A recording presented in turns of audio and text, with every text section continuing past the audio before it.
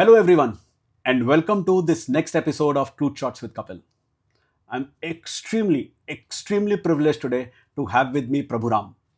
From South India to London boardrooms, he has lived a life that blends with narratives. With 25 plus years of leadership in investment banking, fintech, and consulting, he has mastered strategy, transformation, and people management at a global scale. But beyond the corporate world, he is a bilingual novelist, an avid music lover, and a passionate advocate for mental health. We will get into a lot of this as we move along.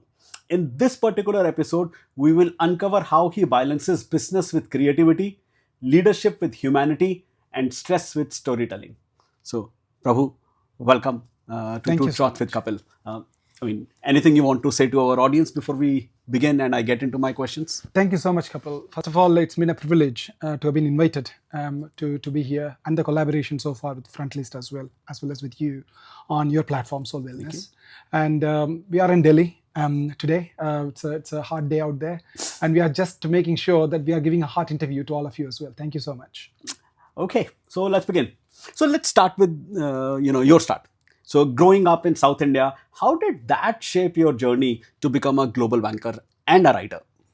I think the one typical theme that you would see when it comes to South India, um, first of all, it's more not only religious in the spiritual angle, you are religious about your studies as well as your career and in everything. So you just don't go into one profession, you just try and do multiple. For example, I am a chemical engineer by academic background. And from there, I just gotten into working into chemical industries and then moved into technology and then finally into banking. So why it is important for me to call that out is, you just said how I just navigated and been into the professional stream. Um, how I got into banking is the way how the foundational setup has launched me into it.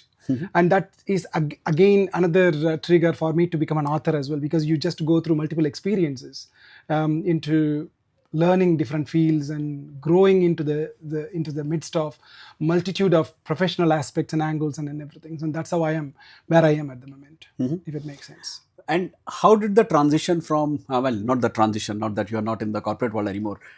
How did you get into being an author? So what was the trigger that moved you to get into It's a writing? good question. Actually, I've been writing since I was very young. I think you nicely said it that I'm a bilingual writer. So I started my writing when I was about 12 years old. It started more like a competition between school friends while we were traveling to school on your bus journeys and everything. And we used to sort of do haiku poems. And I don't know whether you Yep. heard of haiku poems. Yep. It's like a Japanese version of Yes, small poetry. And we used to exchange whether whose poetry sounded better, Okay. who were able to write better, and so on and so forth. And then we launched ourselves into running district and state level competitions and intercollege festivals and things like that. So that's how I started writing. There have been a lot of inspirations. For example, there are so many South Indian poets. There is one in particular called Bharatiyar and another one called Bharati Dasan. Both of them have contributed significantly to the freedom fighting movement when Gandhiji was around. So, you learn from how indulged they were into the language. And that propels you into thinking how you can do better job of language. And I started writing in Tamil. I've won a few accolades while I've been in my college days, by the way. And there was a pause, I must say, because you just come out of it. And as I said, I was doing chemical engineering, and then I was doing technology, and then I was launching myself into banking. So there was a lot of learning that went on. And during that period, writing kind of gotten a little away from me. But around year 2020, I started writing again. Maybe you can say it's a COVID pandemic trigger as well. But I started writing again in English this time. But the journey continues as we speak. But of course, we will talk more as you go more into the interview. But for now, I hope I answered the question. Absolutely. So, based on your experiences, what's harder to transform, technology or people? It's a difficult question and a tricky question as well. And I would say it's people. Okay. Because technology. I'll give this example. I landed in London in year 2001, and I did not have a mobile phone at the time. So 2001, I bought a mobile phone, and then Nokia changed to Motorola changed to Apple. Now Apple is being transformed into multiple things. Now, not even 18 months ago, we started speaking more about AI. More about AI. Of course, we've been talking about AI. And in the last 18 months, it feels like already we are being controlled by robots, Absolutely. for example. And AI, generative AI in particular, is going to be the future of anything and everything that we do, especially in the healthcare industry. So changing technology is easy. Transforming technology is easy. And of course, it requires a lot of brains to make it going. But when it comes to neurons, when I'm talking about neurons, I'm talking about physical human beings. I think you and I were having this conversation just before, whether AI is going to be empathetic, for example. Because of the empathy element that we have got, it's difficult to transform. Meaning, difficult to transform people. Fair enough. Fair enough. Yeah, so it's always going to be difficult to transform people because they have. I think one of the challenges that I see when it comes to technology, there is very set guidelines of here is what the machine or the technology is meant to be. So you can play within that boundary field. Correct. And it becomes easier. When you work with people, Yes. there are no boundaries. No. And more often than not, we do not really appreciate what's moving when moving a particular individual. Absolutely. What are their expectations, or what are they looking for, and what's important for them. Of course. Really. Defining the variables around human beings is absolutely difficult because of the number of permutations and combinations with which you can actually look at the emotional quotient of somebody, for example.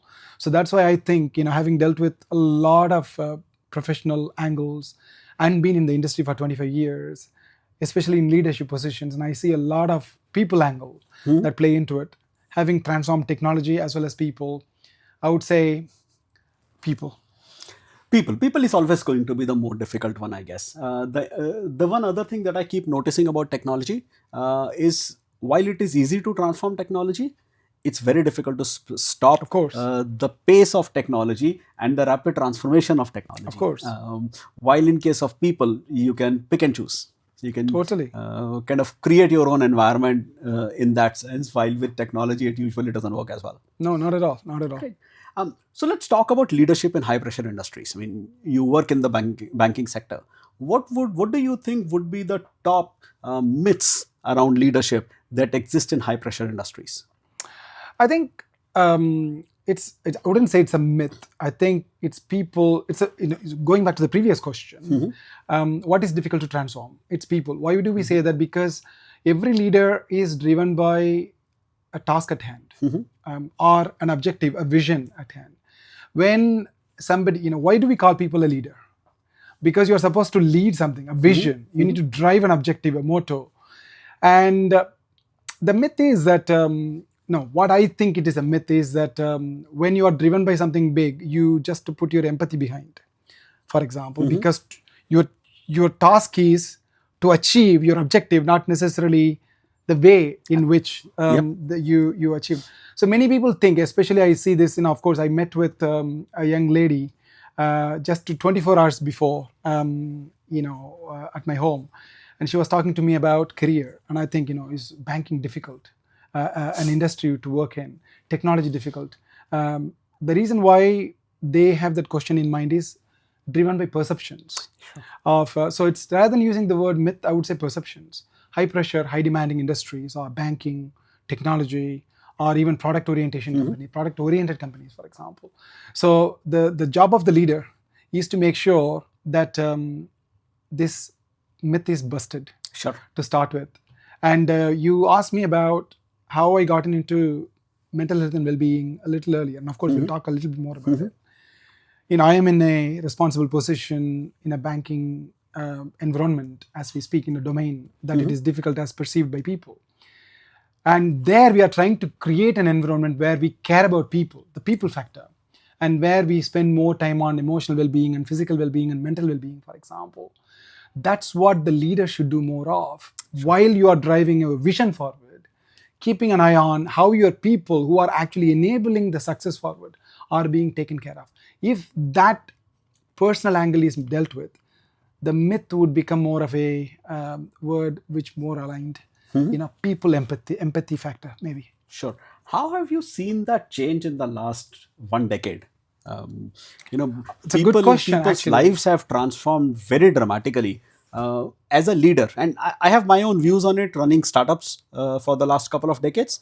But as a leader in the corporate world, how have you seen that evolve? That it's two pronged. One, let me look at it from the people who are impacted angle. Another one is from the people who are driving that angle. Sure.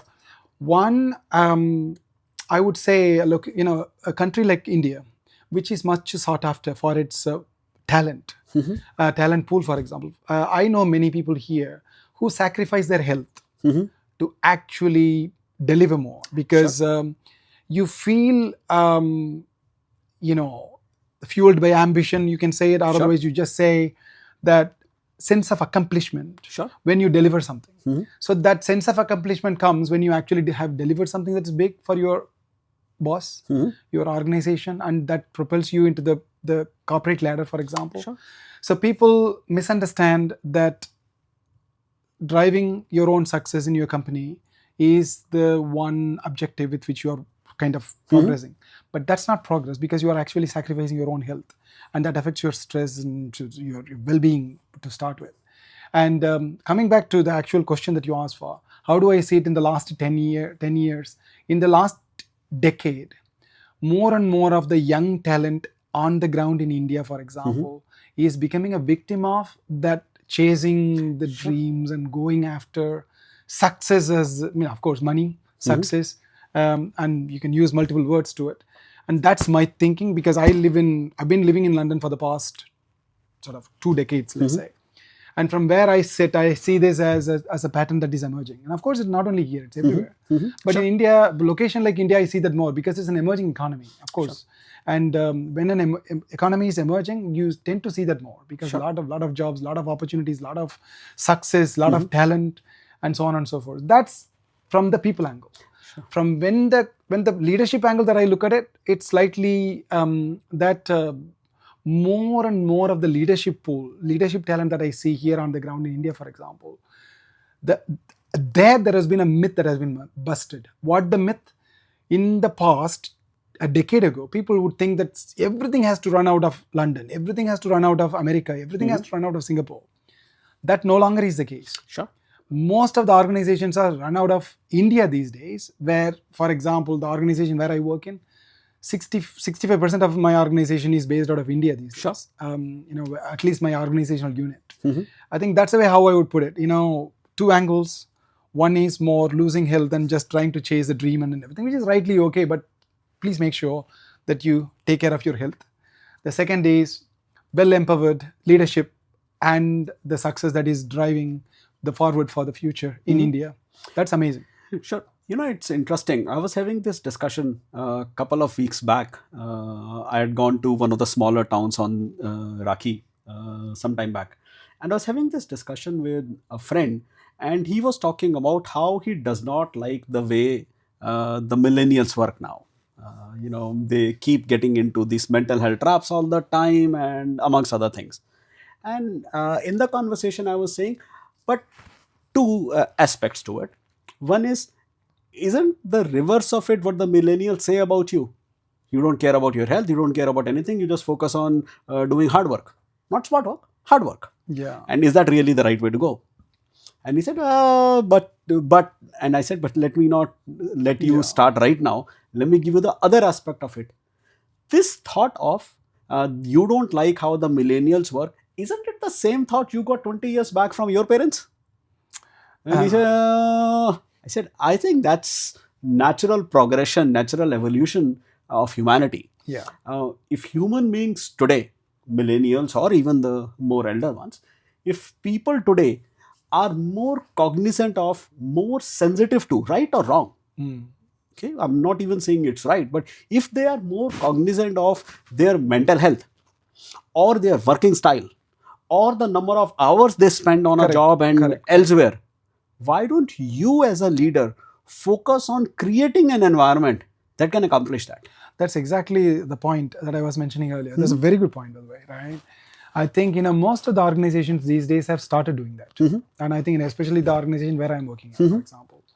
And instead of talking about organizations, let us talk about people, because that goes back to the same question that you asked, which is difficult to transform, technology or people? It's people. It's because we create the rules, we create the patterns, we create the crazy patterns where we can't come out of it. It's like keeping your mobile phone. Your 10-year-old child grabs the phone, looks at it for a couple of days, and then the third day automatically they're going to pick it up. So the same thing happens when you're working in an environment where a bunch of people are working, like let's say 8 to 10, 8 o'clock in the morning until 10 o'clock at night. That is going to create a toxic environment, because some people are working out, they deserve the promotion, they deserve the progress, they deserve the bonus and everything. That myth, or otherwise that setup, has to change, and that's the job of the leadership. Sure. So I think that's what I'm just trying to connect all these things, because it's a people factor. Absolutely. It's the responsibility of the leadership to actually focus on well-being as a priority, and it is the responsibility of the leadership to define the patterns that do not become crazy patterns in the future, if you know what I mean. So and I've most of my experience, at least over the last 20 years, has been startups. I've done a corporate job in IBM way back when, but the last 20 years or so, I have done startups. And there are a couple of things that I have been very careful about. And some people don't like the way I put it, but I have always believed that the organization need to work for the 80% of people that do good work. Correct. In a lot of cases, weak leadership tends to work for the 20% that don't do good work. So because they want to look good, and they want to, they get too bogged down by this concept of equality and this concept of equal opportunity and all that. They don't look at equality and equal opportunity as the ability for people to perform. Yeah. They look at it as, how do I? And in that, sometimes organizations tend to provide more to the, I keep saying that 20% people that don't do good work, and not because they have something lacking, just because they are not necessarily great fits for the organization. And I as a startup, and startups have this ability to be more nimble. Lesser people, and ability to take decisions faster, and lesser repercussions of niche organizations have that flexibility to do. Right, exactly. I think to be honest with you, bigger organizations tend to have about 5 to 10% bench strength. Absolutely. So bench strength is not just to make sure that you're like cushioning your attrition, for example. Absolutely. Right? That is understandable. So I wouldn't say, at least from where I sit, I wouldn't say that that's a problem. But equality, inclusiveness, and then everything is very equality and inclusivity. Absolutely. So I'm definitely not against that. Sure.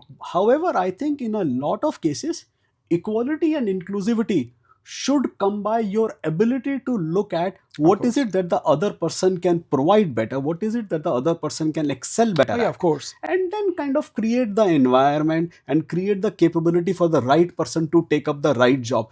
Don't retrofit equality and inclusivity into certain situations that actually may work contrary to what the organization is really looking for. I would probably paraphrase this in a slightly different way.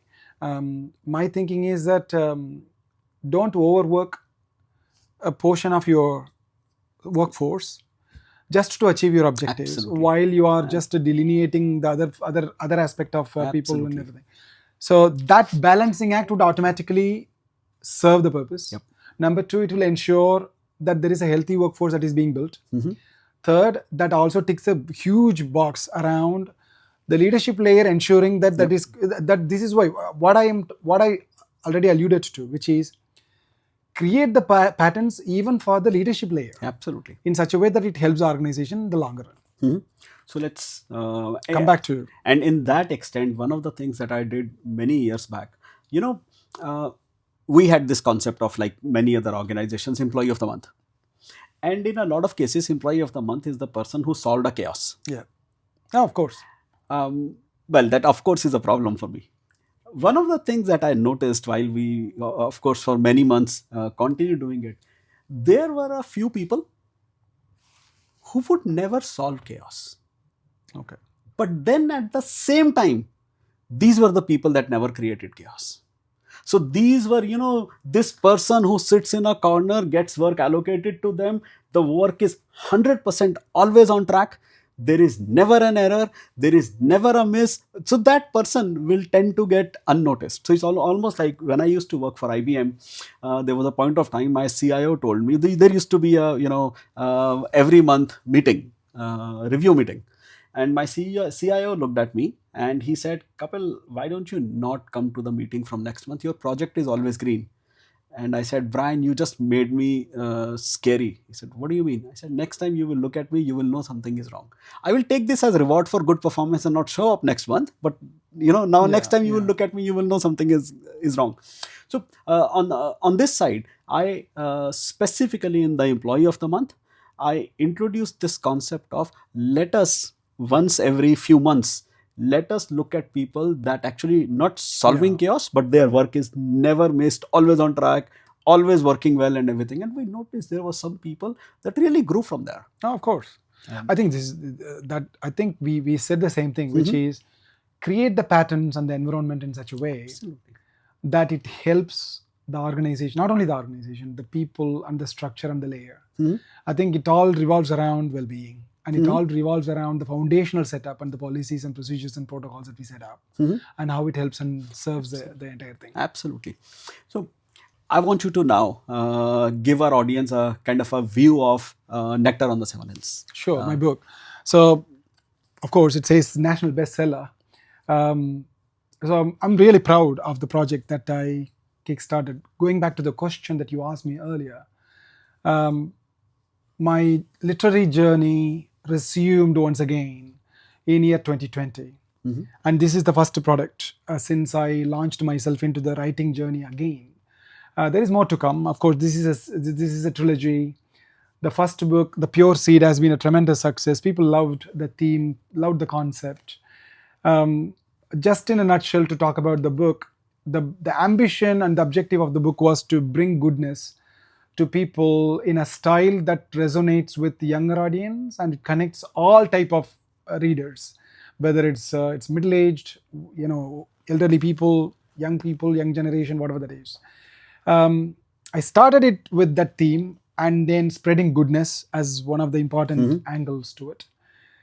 Then what came was my thinking around how I can bring some of the scriptures and the Vedic wisdom that we have been learning since I was young, for example. And then came the Bhagavad Gita and Bhagavatam and things like that. And I started reading more and more about what was said in ancient scriptures, and then tried to bring some of the essence of that and blended that with a fantasy adventure. And that's what it is. So that was sort of a new concoction compared to how people were giving Indian ancient history to people. I think I tend not to use the word mythology, by the way, because Indian ancient history, because everything was real, everything happened, and hence the book is essentially an adventure, a fantasy adventure happening in South India, in the state of Andhra Pradesh, where the 7 hills and the holy temple of Tirumala is. It happens around that there is a Seshachalam Biosphere Reserve where everything unfolds during the pandemic triggered lockdown. And what happens after that is what it is. And of course, it is not just Indian ancient history. I must say there is Chinese ancient history coming into it. And in the second book, which will be out as early as Q1 2026, there is Roman history as well as English history, which is kind of blended and brought in to give more truly global experience to people. And of course, it will all revolve around the Indian etiquette and Indian value system and Indian scriptures and what was said and how things were dealt with and etc. But a lot of people said this is what it is, and I think let me tell only one thing. We did the launch of this book in the United Kingdom, in London, at the UK Houses of Parliament, at the Palaces of Westminster. And, I was really lucky and fortunate to have been invited by the by the member of parliament who invited me to do the launch. And she said this. I didn't say this. She said this. The book resonated to her as if it is an Indian version of Harry Potter, and I'm the Indian version of J.K. Rowling. So it was something that she said. And of course, I was humbled by that compliment. But I would highly recommend if people just to give it a try, just to see what exactly is in it. And I wouldn't say it's a Harry Potter, but it is Nectar on the Seven Hills. That's for sure. But it definitely has a different blend. I would certainly recommend the book to everyone that is interested. Thank you. It's a wonderfully written book. Thank you. Now, banking and spirituality. I mean, the book delves into ancient Indian history. Of course, there is a little bit of Chinese history in it as well. But I would put it as spirituality. So, banking and spirituality, usually they are considered as two completely separate domains. People are either here or they are here. You've been able to blend the two. So, can you talk a little bit about that? No, I think we keep using the word community spirit wherever we go. In multiple formats. I'm sure you are aware of it as well. Spirit means it's your inner joy and inner passion, and that propels you and fuels you towards the bigger achievement and success and whatnot. So not only banks, even the organization that you are running a startup, Kapil, for example, you have a spark, and of course I can see that in the passion with which you speak as well, right? And that passion comes out when you are actually driving something, and that's a spirit with which you run things. So the spirit, there is a movie called Spirit as well, by the way. And of course, if you haven't seen it, it's a highly recommended watch, by the way, with amazing music from Bryan Adams. The domain, it doesn't have to be just banking. It's technology, banking, whatever you want to call it as.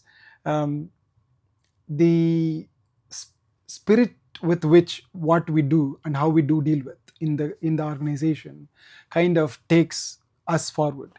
And similarly, when we take away the wisdom from what happened 5,000 years ago, 10,000 years ago, or 20,000 years ago, whatever it is, you carry that forward and you try and implement that in your day-to-day life. For example, there is a book called Bhagavad Gita for the CEOs, right? I don't know how many of you might have read it. If not, please read it. And I think this was written by another famous author called Chaitanya Charan Das, and I would highly recommend it. Because why it is important for me to call that out is there is so much that has been said in the scriptures that talks about leadership, that talks about kindness, that talks about how to lead from the front, how to make decisions, right? How to bring empathetic leadership into the day-to-day, for example. How to be successful in your own life, how not to be stressed. For example, when Arjuna was very stressed out to make the decision of taking the bow and arrow to fight against his enemies, he needed a leader next to him to advise him. That was Krishna. Absolutely. Right? And that kind of propelled him to take him the decision of going out and doing whatever it is. Of course, you need to take the Vishwarupa at times to tell people what exactly it is.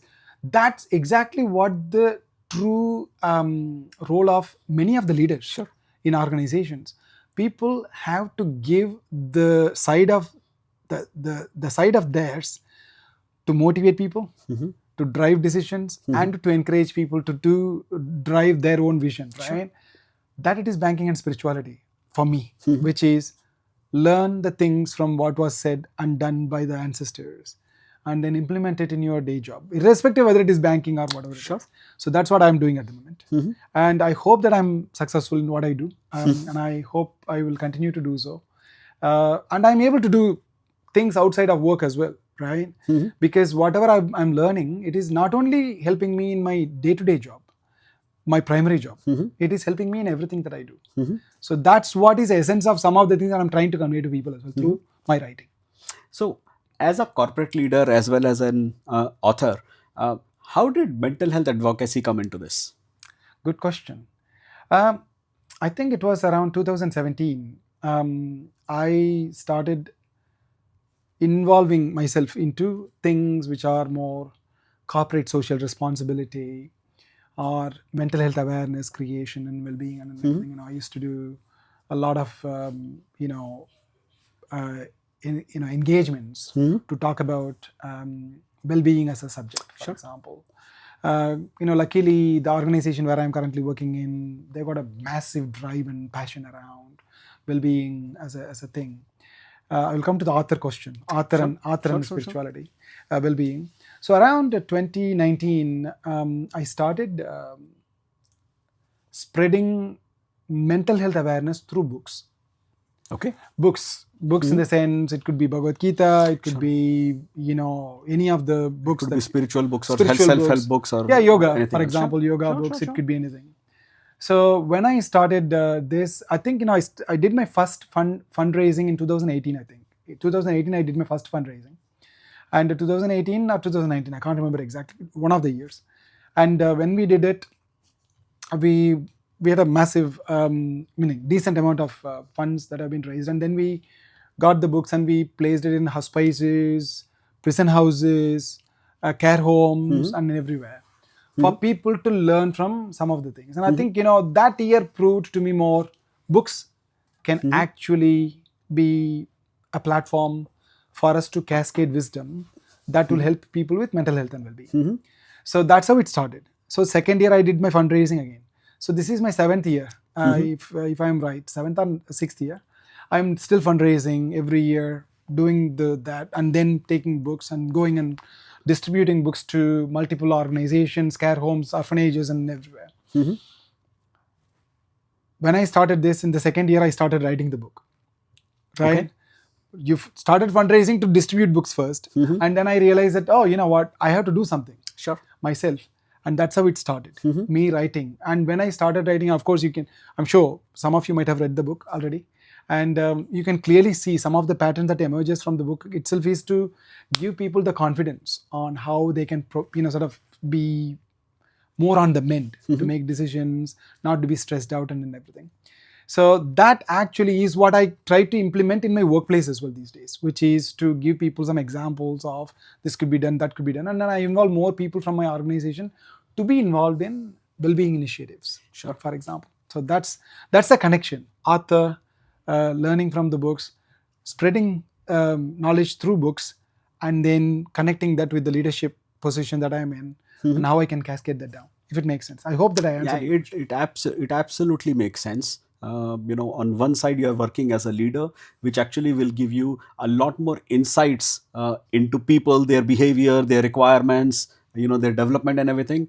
On the other side, you start a broader mental health initiative that kind of gives you capability to be able to take what you have learned and be able to contribute in people's life. And on the third side, while you are doing this, you start looking at yourself as an author, because you have a lot of learning to be able to dispense. Of course. And not just learning, and this is one thing that I find very interesting, not just learning. A lot of people coming from the corporate background, their books are about corporates. Yes. Their books are about leadership per se, which will talk about directly what they have done in that particular organization. But you have been able to kind of take that and do a lot of blend of spirituality, do a lot of blend of something that could be viewed not just by a corporate professional, but rather by anybody and everybody. Absolutely, Kapil. I think I'll give you an example. When we did the book launch in the UK, Govinda Krishna Das, she was there as one of the chief guests at the table. And he called this out because he read the book. And then he came there and said, there is a sloka from Bhagavad Gita used on the, here in this book, Karmani Vadigarasche Mapaleshu, which is, do not worry about the outcome of whatever you do, rather worry about what is your duty and perform the duty. And that's the sort of thing that we try to communicate to people, which is, don't worry about the outcome. And also worry about your own well-being, spread kindness, for example. That's the essence of it. So you've been, working as a bilingual novelist, right? How do you shift from one language to another? And what is interesting for me is, for many people that have books in multiple languages, they are authors in one, and then they are translated into others. I know. While in your case, you work as a bilingual novelist. So can you talk a little bit about that? It's a good question. In fact, a lot of people have asked me this question. I think, let me tell you, although my mother tongue is Tamil, by the way, right? My mother tongue is Tamil. And I've learnt a bit of Kannada. Whenever I go to Bangalore, I speak in In Kannada, Kannada. Sure. and of course Hindi a little bit, and then English. The last 25 years, almost 25 years, I've been in London, so Mhm. English comes naturally to me these days compared to my mother tongue. But Sure. I started writing in Tamil, Sure. and I'm so strong in Tamil. My literary foundation, the foundation on Tamil is very good, by God's grace, and try to do mingle. So when I did this book, now people are asking if at all this book could be translated into Tamil, and of course I want to translate it by myself into Tamil. All right, because I am probably the best to do that, but unfortunately I don't have the time. Sure. Because I need to do the second book, Sure. and I need to do the third book. Because a lot of people also ask me, you did the first book. A lot of fans do ask me on social media, by the way, when is the second book coming out? A lot of website inquiries come to me on my website, nectaronthesoundhills.com. A lot of inquiries come. When is your second book coming out? Sure. And to do that, you don't have time. No, meaning that's the time I got to do the second and third book. So now I am looking for collaborations on other translations and everything. Now, how do I do it? I do think in my mother tongue because that's what comes to me naturally, Tamil. And I do conceptualize everything, thinking and everything about in my own mother tongue. Everything gets amalgamated into English off the back of that. That's how my brain works. Will it be difficult to think the other way around? It doesn't, because I've done 50 plus poetry related work, for example, meaning small book size level. None of them are like published, rather used in intercollegiate, intercultural festivals and everywhere. We have done a lot of it. Having done all of it in Tamil and having done something like this in English, and I know how to strike a balance, and it works anyway properly. I wouldn't delinquish, or otherwise I wouldn't delineate between English and Tamil anymore, because for me it works naturally. But Tamil is much more authentic, very authentic. English has got only 26 letters, right? Tamil has got 247 letters, and I'm sure it is the same thing in Hindi as well, as we all know. And not So- 247, but yeah, definitely Definitely much more than 26. It's more. If at all we can do wonders with 26 letters, why not? We can do more wonders with 247 in Tamil. Sure. So as an anecdote, people keep asking me to do, podcasts, my own writings and other things, along with English, do it in Hindi and other languages. It just hasn't worked. It does. Yeah, it sucks your time, is right. I can't do non-personal thinking in Hindi now. Yeah, I know. It's, I can talk very fluent Hindi. I can even copy check in Hindi, which is something that I do every once in a while. Sure. But I can't write or can't even do podcasts and all in Hindi. They will always, I've tried it a few times, even tried monologues, but I will end up switching to English whenever there is some, exactly. The brain doesn't think in Hindi anymore. No. The professional brain thinks in English, and that's how it kind of comes out. Absolutely. So what role do you think, going forward, what role do you think for you is going to be more important? I understand you will, the right answer is there will be a balance, but I still want you to make a choice. What role would be more important? The banker role, the author role, the mental health advocate role? No, mental health advocate is natural. I think mental health advocate to me is like how you're doing your podcast, for example. It's your part and parcel of what exactly. Sure. It's your passion. So well-being is my passion. So I would that wouldn't stop. Author is more a hobby for me at the moment. Would I take up that full time at the moment? No, not immediately. But I think there have been a few inquiries, very good inquiries on converting this into something big. Sure. At the moment. If you're working with some production houses and things like that, which my publisher is involved, my literary agent is involved, for example, very early initial conversations. Sure. And if it shoots somewhere, then we need to think how exactly it goes and where exactly it takes and everything. But for now, this is more like a hobby at the moment, weekend job, let's say. But I love writing. I am a creative person. So I would definitely pursue this full time after my retirement, and that's for sure. But I'm not there yet at the moment. Okay. So people have your second book to look out for. Potentially people have a production version of, an OTT version or something of this particular book to look out for. And of course, as you mentioned, once you retire, you might take up being an author full time. Yeah, this is not just only two books, by the way. It's There three is a books. trilogy. Yes, Trilogy. yes, And absolutely. the way it's going, it's probably is going to be, the third book is going to be huge. Meaning it's 300 pages with this one. And a lot of people already said this is a 450-page book condensed into Condensed into 300. 300 pages. Yes. So there is a lot coming in book 2. Much more adventure, I must say. Some teaser I'm giving, using this opportunity, I'm giving some teasers. Much more to expect from Bhagavatam, Bhagavad Gita, and everywhere. As I said before, Roman ancient history and English ancient history. Think about this. Everything coming to India. So, okay, when does English ancient history start? In Long time ago. 14th century or before that? Even way before that. Way before that. Even before that. Yeah. Okay. Yeah. The point you're making is don't call it as ancient history. Don't call it as ancient Okay, history, fine. right? Let's say history. The Indians and the Chinese and the Romans get offended when we start calling English as ancient history. I think history is history. Yeah. And I think, every history holds its own place. I admire everything. I think, whenever you read things from ancient Rome, for example, it kind of gives you a feel that same is the story. Whenever I travel in England, I get inspired because I'm a writer. Yep. My brain works creatively. Yep. So I get inspired and I just try and weave things. And I haven't been to China yet. But some of the things that I've written here, and of course you said small element, but actually in this book too, it's like becoming more prominent in it and everything. So yeah, I think, we will see. I think what is very interesting, I travel very extensively in China. Probably gone there 10 times. Nice. What is very interesting is, which is, you wouldn't think of it naturally. When you travel in China, you don't get to see, ancient Chinese history. It's like modern. It's modern. It's superbly modern, and they haven't, at least in the cities and everything, they haven't even tried to claim that as, this is our history and we need to store it like that. They do it as part of their culture, and they do it as part of, outside of the cities kind of centers, but the cities, Not in the cities. They don't necessarily keep it. In fact, I find China extremely fascinating to travel to. I see. Very different than what would happen in the Western world.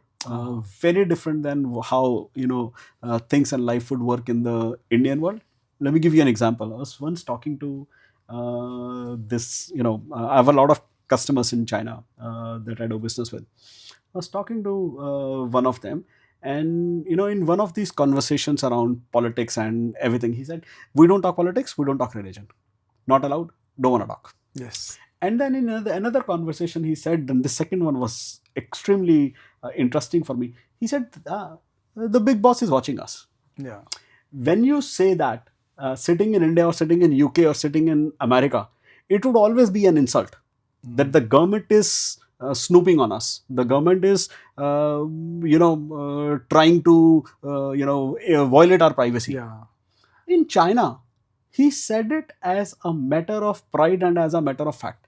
The big boss is watching us means the big boss, the head of the country, is taking care of us. Let's not go to China. Let's continue our conversation. Which was, I always find that very interesting in all my travels. Anyway, let's get back to this particular conversation. Anything interesting in the mental health space that you're doing At the moment? that's coming up? And I think we do a lot. I think, as I said, we have been part of a number of initiatives. I do a lot of it in London, by the way. So the book distribution is one of the key things. And of course, I would say that because I am kind of associated with ISKCON as well a little bit. And they have a book launch and book distribution drive as well. And that goes hand in hand with what I do. So I just try to collaborate with multiple of these organizations to do what I do. I think there is an element of charitable work that we've been doing with some charities on the ground in London, which are helping and taking care of people back in Sri Lanka, for example. So there is a bit of that has been going on for some time now. What is emerging in the future? It's more books, and I would leave it there. I do a lot within the organization where I work. For I example. actually wanted you to talk about your work within the organization. I think Within that the might be very interesting for our viewers, because a lot of them will come from corporate background and. Of course. I think we do a sort of global community of well-being. Mhm. Within the organization where I work, and I think there are multitude of focus areas, financial well-being, for example, social well-being, for example, physical well-being, and mental well-being, for example. Every aspect of this well-being that I'm talking about is driven regionally as well as globally. Tries to bring a lot of different perspectives and what the needs of the hour, for example, needs of the month. I'll give you a simple example. I think you and I were talking about just before we coming to this podcast. The month of October. It's a big month. It's a World Mental Health Day on the 10th of October every year, and we do a lot of work during that month. Ensuring that we invest a lot in mental health and well-being of our own workforce. And similarly, March is a month, the sort of, let's say Q1 is a focus for women, right? International Women's Day happens during that time. And there is so much, to talk about any subject, whether it is stress management, whether you talk about depression, stress, anxiety, menopause, bereavement, you name any subject. There are more than 30 plus triggers when it comes to, mental health conditions. And we try to address at least 50% of them through a lot of work that we do. We do a lot of podcasts internally as well, similar to the work that you do, just to cascade the sort of 3-minute video, 10-minute video, just cascading some good concepts to people for them to be able to leverage some good tips and tricks out of it. We try to bring in professionals from elsewhere, asking them to give discourses or otherwise just talking about subject matter that would help people, stress management as a theme, or otherwise you can talk about anything. And then we were also talking about clinical work dietitian. around addictions and Addictions, everything. of course. We have got some plans to bring people to talk about addiction, substance addiction, for example, and how we can mitigate it and etc. So there is a lot that we try to do. But put it this way, I'm keeping it generic because all the organizations across the road, they all do this these days. Of course, purposively we are not using any particular organizational name here because my work is beyond the organization. It's outside. And the work that we do will continue irrespective of whether I'm associated within an organization or not. And the themes that we do will continue. Perfect. On that note, let us go to the next phase of this particular podcast. We have a very interesting rapid fire round. Sure. And I mean, it's the usual approach to the rapid fire round. I will ask you a question, and whatever comes first to your head, Sure. You can say that. So whenever you're ready. I'm ready. Okay. One book that changed your life. Can't be yours. Amish's Immortals of Meluha. Okay. First thing that you do when stress hits. I do chanting. Chanting. Okay. A song that instantly lifts your mood. There is a song by Johnny Harrison. It's I don't know. It's I can't sing it, but it's about Krishna. Okay. I think of course I can share it. You can just put it as a subtitle. When this snippet comes, and this is by there is a singer called Johnny Harrison. She is a devotional singer, but she sings about Krishna, and that changes my mood instantly. And it's it's a song that I play all the times whenever I'm driving, by the way. So okay, great. London or Chennai? Where does your heart belong? Chennai. Chennai. Okay. One banking jargon that you secretly hate. Sorry, can you repeat that again? One banking jargon that you secretly hate. Secretly hate. I don't know. I'm struggling.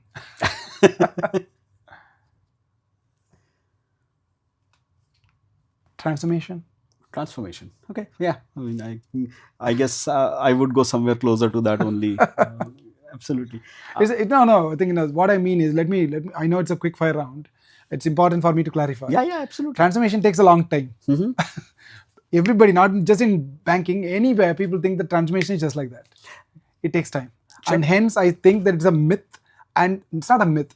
It's what is the word that you used? Secretly hate. Secretly hate. Yeah, transformation. Okay. I would have probably said leverage. Leverage.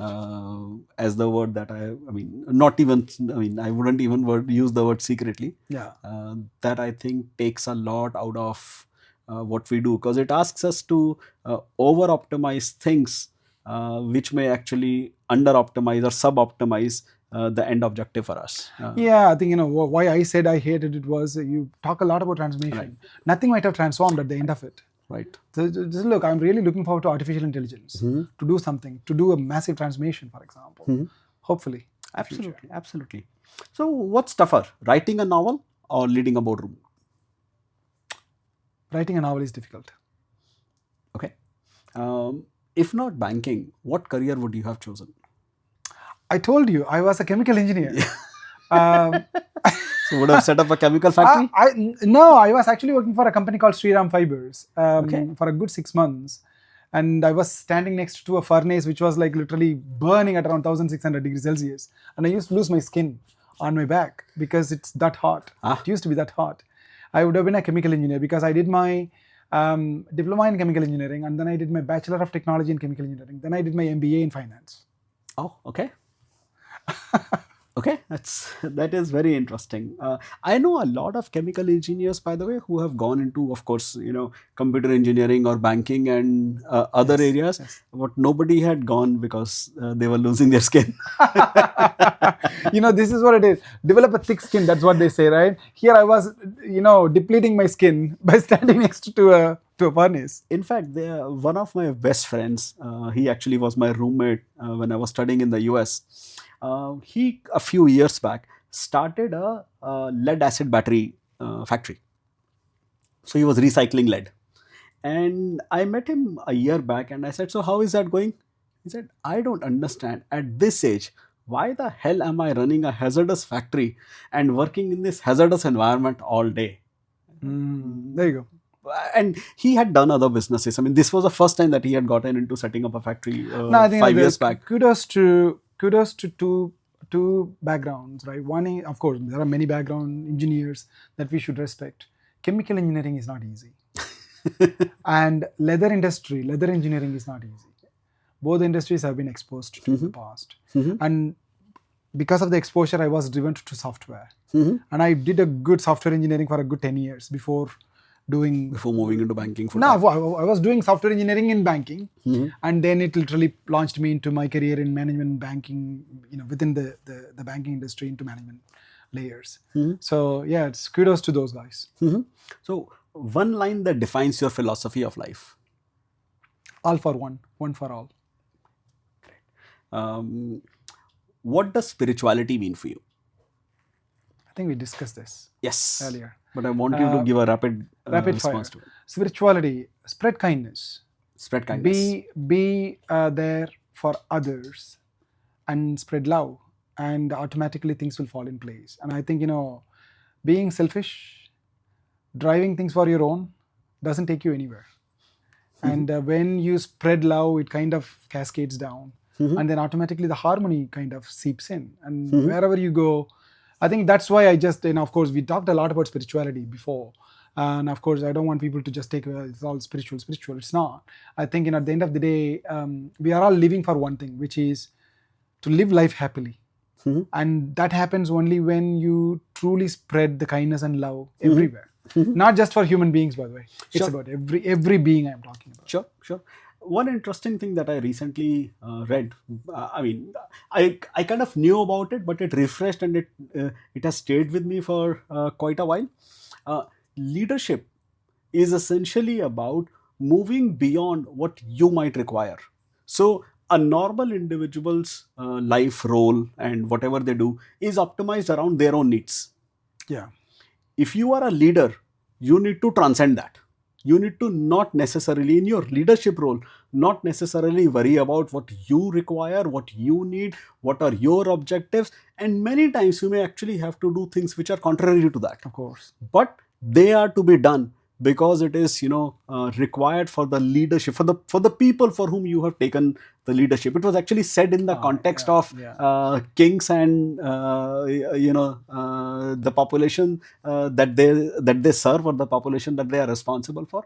But I thought that was very interesting view of leadership overall, just to kind of Yeah. look at how it needs to be structured, and how should leaders necessarily think about what they are doing and what they are providing to the communities they serve and to society overall. Yeah, no, I agree. I think there is a lot more when it comes to the leadership space in particular. That of course, one of the important reasons for me writing this book also is essentially that. Absolutely. How the protagonists, the three of them in this story, how they evolve, how they exercise their powers, and how they even knowing what they can do, how they make decisions and things like that. So look, big jobs come with big responsibilities. Absolutely. As right? Absolutely. I think it's what it is. Mm-hmm. So before we end this, I just have one aspect that I want your view on. One of the things that I have noticed, and the reason I have done a lot of the work that I have done, is because I see authors specifically in India, and I think it's kind of a global view as well in authorship. Authors don't necessarily get a platform, newer authors, to be able to promote themselves, to be able to market, to be able to put themselves out there. Correct. You come from a corporate background, right? Yes. And you in some ways, being an author for you is a matter of passion. But I'm sure during this journey, you would have come across and you would have actually experienced the world of promotion, marketing, and actually a lot of it. Right. A lot of it. Right. What's your view on that? I think in fact, one of one of my very close friends who I met with very recently, earlier this year, full-time author, is that career, being a full-time author, where is that enough for somebody? I think one of the important things people do not recognize is that writing books doesn't give you a lot of money. If at all, it is just writing, because the profit margin that the publishing company gets is very minimal for them to pass on the profits over to the author. Absolutely. And for you to be able to become a millionaire with it, the books have to be sold in billions. That's the problem. And unfortunately, that is a fact and that is a truth. And these days, piracy is like everywhere. So suddenly a book could become available everywhere, and then you are like lost. No book is going to be sold right after that. My advice is that not to lose heart if you are a full-time author. Rather, just look at the creative platforms with which you can actually market your product better. For example, artificial intelligence. That's what you and I were talking about just before we come in here. I think there is definitely a subsect of people who think technology way and take everything in what they do into something different. This is like setting up a new restaurant. Of course, there are like 1,000 restaurants out there, but how you become a standout from the 1,000? So you need to stand out. Sure. If you don't stand out, you are just another book. Absolutely. And secondly, you can write an amazing book, but what if the book is not visible to anybody? What if I do not know such a product exists? Sure. Right? Nobody is going to go buy an Amish if at all they did not know Amish is an author. Absolutely. So Amish has to market himself, and Prabhu Ram has to market himself. Absolutely. For example. So I think do that creative thinking around how you can position yourself to be more visible would be my sincere advice, irrespective of whether you're a part-time author or a full-time author. Because Kapil, you know very well that I had to do a lot of marketing around this as well. I will also advise one more thing. I'm using this opportunity to let people know. I know one of your platforms, Frontlist, is one of such platforms to give people that support, to essentially give them a platform for them to talk about their book. I think people have to leverage things like that a lot better, in my opinion. And automatically that will grow into visibility, promotion, awareness, marketing, whatever the terminology that you would like to use. And then you would become a success one day. Of course, not everybody is a success in one book. Absolutely. You have to have the passion, patience, and the passion with which you drive yourself. Sure. And if at all the book one hasn't launched you anywhere, just to have another job side by side and focus on this as well while you're doing that. And then side by side, you're making money through the other stream and you are pursuing your passion, which is creativity. That would work as well. Sure. So here it is for you guys. Prabhu Ram, an accomplished author, a very successful corporate banker. Thank you so much. And you came all the way from Chennai today, and of course you're traveling from London right now. Thank you so much for taking your time, for coming to the Truth Shots with Kapil, and for sharing your views. No, thank you so much, Kapil, for giving me the platform and inviting me to be here. I think, as I said, for those who are wondering where such platform exists and everything, people have to just leverage platforms like yours. And it's been a pleasure to be here and talking to you in the past hour as well. Thank you so much. Thank you.